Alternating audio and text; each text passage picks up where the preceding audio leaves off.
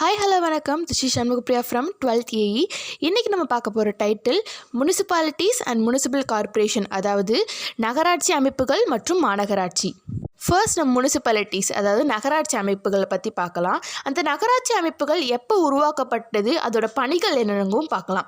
இந்த நகரத்தை உருவாக்கப்படுற இந்த அமைப்புகள் என்ன பண்ணுதுன்னா, அந்த நகரத்துக்குள்ளே இருக்க துப்புரவு, பொது சுகாதாரம், சாலைகள், அதாவது ரோட்ஸு, லைட்ஸு, வாட்டர் சப்ளை பண்ணுறது, சாலைகளை சுத்தமாக வச்சுக்கிறது, பூங்காக்களை பராமரிக்கிறது, சுகாதார நிலையங்கள் அமைக்கிறது, அடுத்து வெட்டினரி ஹாஸ்பிட்டல் அமைக்கிறது, பாதாள சாக்கடை அதாவது ட்ரைனேஜ் உருவாக்குறது, அடுத்து கண்காட்சிகள் அதாவது எக்ஸிபிஷன், பொருட்காட்சி, இந்த மாதிரி எல்லா ஃபங்க்ஷன்ஸையும் நகராட்சி அமைப்புகள் பண்ணாலும் அதுக்கு எல்லாமே ஹெட்டாக இருக்கிறது நம்ம மாநகராட்சின்னு தான் சொல்கிறாங்க.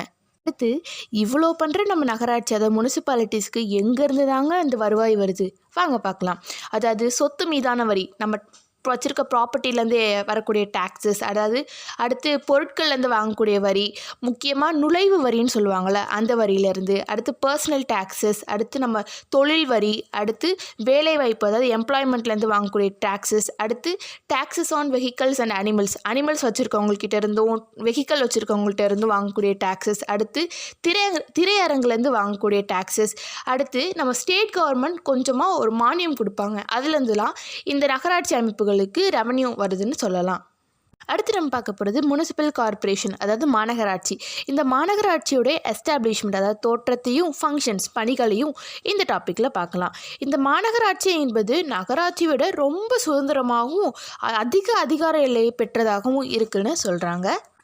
இந்த மாநகராட்சி அப்படி என்ன தான் செய்யுது வாங்க பார்க்கலாம். அதாவது வாட்டர் சப்ளை பண்ணுறது, ட்ரைனேஜ் க்ளீன் பண்ணுறது, ஸ்ட்ரீட் லைட்ஸ் போடுறது, அதாவது சேரிகளை பண்படுத்துறது, டவுன் பிளானிங் அதாவது நகர திட்டமிடுறது, இப்படி எல்லாத்தையும் இந்த மாநகராட்சி பண்ணாலும் சிட்டிஸில் இருக்க பாப்புலேஷன் அதிகரிக்க மாநகராட்சியோட ஃபங்க்ஷன்ஸும் அதிகரிச்சுக்கிட்டே இருக்குன்னு சொல்கிறாங்க.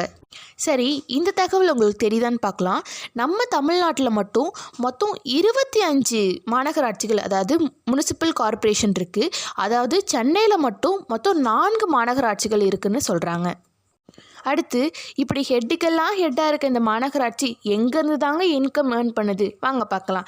அதாவது டேக்ஸ் ஆன் ப்ராப்பர்ட்டி, சொத்து மீதான வரி, விலங்குகள் மற்றும் வாகனங்கள் மீதான வரி, அடுத்து வணிகம், வேலைவாய்ப்பு மீதான வரி, அடுத்து தியேட்டர்லேருந்து வசூலிக்கப்படுற டேக்ஸஸ், அடுத்து நம்ம சிட்டிஸ்குள்ளே கொண்டு வரக்கூடிய குட்ஸ் கிட்டேருந்து வசூலிக்கப்படுற டேக்ஸஸ், அடுத்து அட்வர்டைஸ்மெண்ட் டேக்ஸஸ், அடுத்து நுழைவு வரி மற்றும் முனைவு வரி மூலமாக இந்த மாநகராட்சிக்கு ரெவன்யூ வருதுன்னு சொல்கிறாங்க.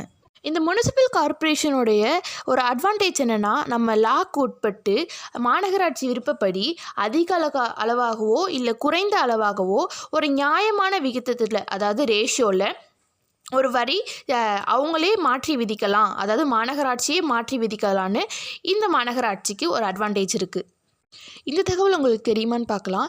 நம்ம தமிழ்நாட்டில் மட்டும் 138 முனிசிபாலிட்டிஸும் 490 வில்லேஜ் பஞ்சாயத்தும் இருக்குதுன்னு சொல்கிறாங்க.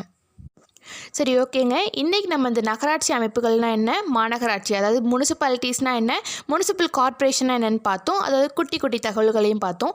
இதே மாதிரி அடுத்த செக்மெண்ட்டில் உங்களை சந்திக்கும் வரை until then this is tata bye bye from M Shanmugapriya from 12th A E. நம்புங்கள், நம்மால் முடியும்.